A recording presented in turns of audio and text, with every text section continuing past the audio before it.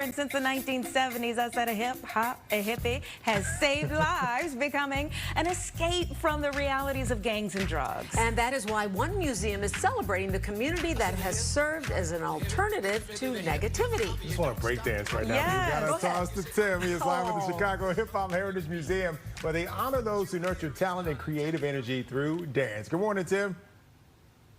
And I will not be breakdancing because I will break something at this point in my life. I didn't realize back when I was a young lad back in Schaumburg watching Soul Train every Saturday morning that I was maybe watching the kind of birth of hip-hop here in Chicago. At least it inspired it. And here to tell me about it, this is DJ Brian Gorman. DJ Gorman. Daryl Roberts. Daryl Roberts. Artistic. I'm sorry, Daryl. Daryl, tell me a little bit about this portion of the exhibit we're in the museum and Soul Train's influence on hip-hop. Well, you know, Don Cornelius started this concept to entertain people back in the day, and the show started here originally in Chicago on August 17th, 1970, and it was a way to project, you know, culture to the world, and started right here in Chicago, and we all was appreciative of that. So, you know, I'm very grateful and honored to be a part of witnessing some of the episodes that later took place when I was a young person. So we're in a living room of a house that is full of memorabilia, artifacts, album records, all that kind of thing that is really kind of celebrates hip-hop music. You guys must have a real passion for this to bring it to this level.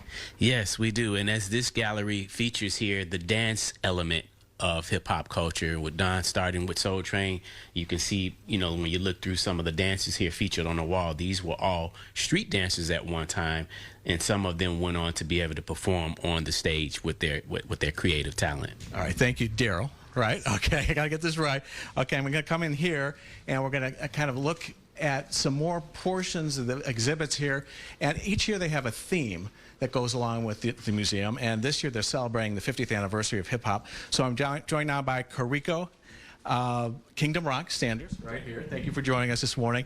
And now I've got Daryl Artistic Roberts. That's Daryl. I'm going to get it right. Brian DJB Gorman. Okay. So each one of you kind of represent a different element of hip-hop, right? We've got an MC. Yes. We've got an artist. And what else do we have? We got a DJ. DJ. Obviously, okay. Yes. So tell me a little bit about, and a break dancer. All right. Tell me a little bit about how you guys met and how this museum came to be. Well, me and Artistic went to high school together. Me and Brian went to college together. And I guess I'm the glue that holds that together. And one day we had a meeting after COVID was over about what to do with this space. And we were using the space for meetings or virtual meetings.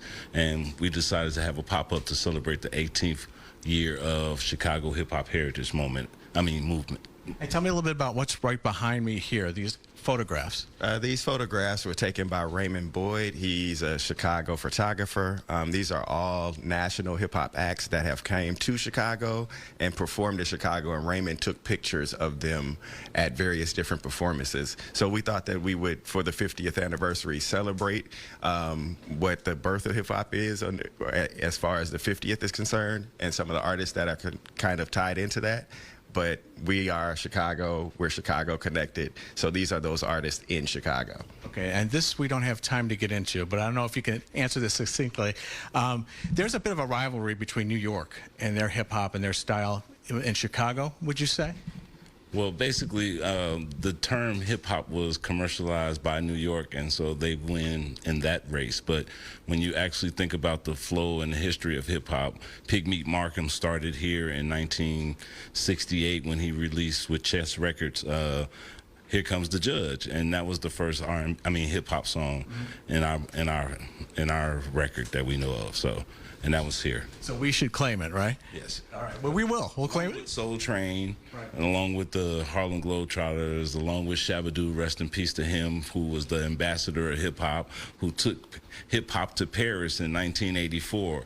And in 2024, hip-hop will actually have Olympics in it. And so, you know, I mean, like, that's the type of stuff that's kind of special to us, that we are spearheaders of that kind of movement. All right, we just kind of touched on the tip of the iceberg here in terms of this museum. We're going to go upstairs in the next hour, and if you want to find out more, go to chhm.com.